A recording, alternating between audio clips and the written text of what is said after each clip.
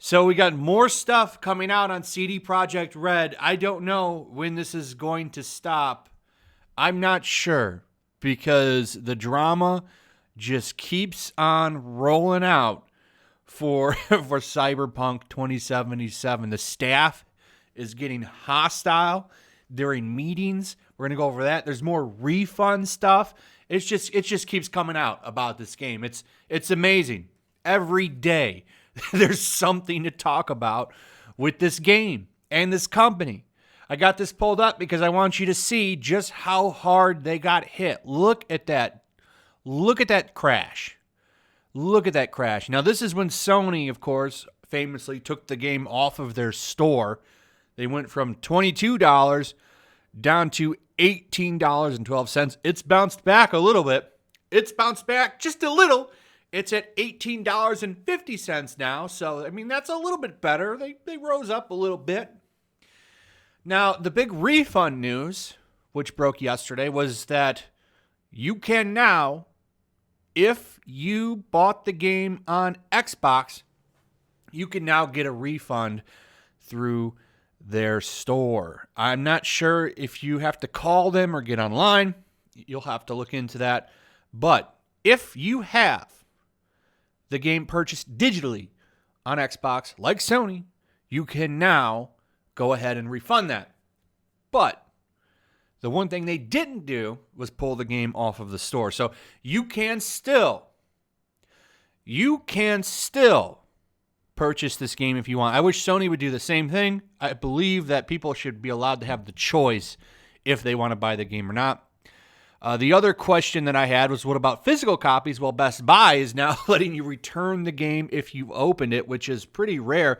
Usually you can't do this. Usually you're not allowed to return a game if you've opened it. Best Buy is allowing you to do this until the 21st. So if you're looking for a refund for your physical copy and you purchased this at Best Buy, you can do that. So there's your answer on physical copies. Pretty crazy stuff. I don't know about any other retailers. This article does say that Best Buy has joined a list of retailers offering returns for copies of Cyberpunk 2077. I couldn't find any list of retailers. I'm not sure about that. I would hope that GameStop would allow returns. I'm not sure if they do. Walmart, I haven't heard anything. All I can say for sure is that if you bought the game at Best Buy, you can return it. But here's the big story. This is the new one right here, and that's that Cyberpunk game maker faces hostile staff after failed launch. So there was a meeting, and there's a little bit of an open rebellion going on at CD Projekt Red. So according to Bloomberg, frustrated and angry staff fired questions at the board during an internal video meeting Thursday that opened with management apologizing for Cyberpunk 2077's disastrous launch.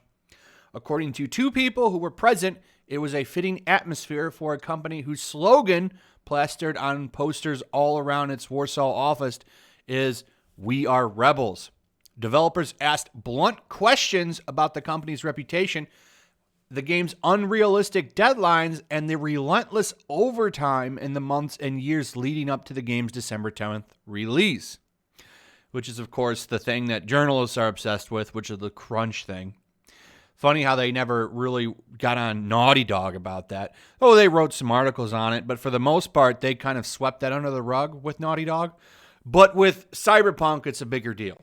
It's a bigger deal. It's different here.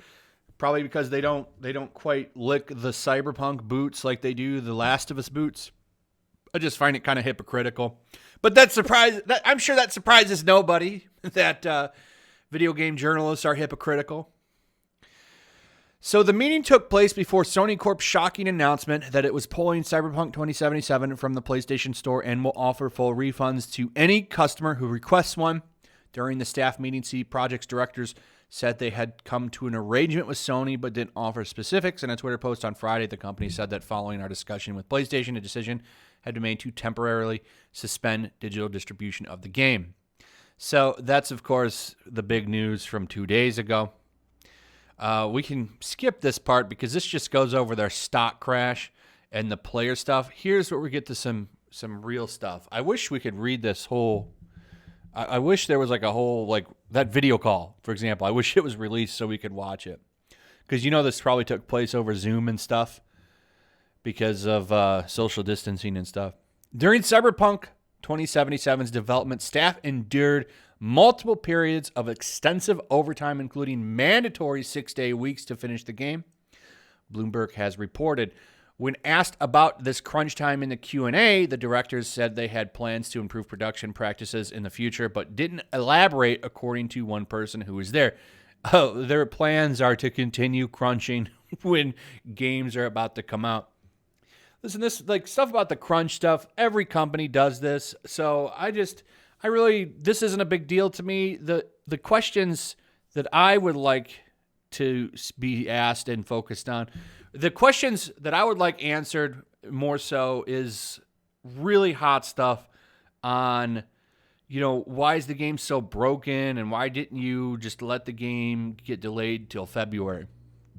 One employee asked the board why it had said in January that the game was complete and playable, and when that wasn't true, to which the board answered that it would take responsibility. Another developer asked whether CD Projekt's directors felt it was hypocritical to make a game about corporate exploitation while expecting that their employees work overtime. The response was vague and non-committal. Many industry observers have wondered why Cyberpunk 2077 was first announced in 2012 and then delayed 3 times in 2020 and still appears to be unfinished. Several current and former staff who worked on Cyberpunk 2077 have said the same thing. The game's deadlines set by the board of directors were always unrealistic. It was clear to many of the developers that they needed more time. And I don't think the developers deserve hate. I haven't given them any hate. The people that should be getting all of the backlash are, of course, the board and the executives at CD Projekt Red, because this is their fault. They should have delayed the game until, they should probably delayed it until summer and then released it. I think they would have been fine then, and then they wouldn't have had any of these problems. And it still would have made money. You can still make money on a summer release. And just think of the fact that there probably won't be that many games released. There's always a big dead zone from Christmas to about June. So you've been fine to release the game somewhere in there and you would have still made money. But they decided to try to grab that Christmas money, and it blew up in their face. Now they've got employees pissed off. They've pissed off gamers. And I don't know. They have to fix this game, and they have to make this right somehow. Maybe they'll make DLC free. That would be a good idea, maybe. We'll see what happens. But I do like that the developers are standing up to a lot of this BS. Anyway, that's pretty much it. Let me know what you guys think about all of this. I'd like to hear from you. Also, if you would, please like and share the video. Make sure you're still subscribed. Subscribe if you're new. Hit that notification bell, and I'll see you guys on the next one. Peace.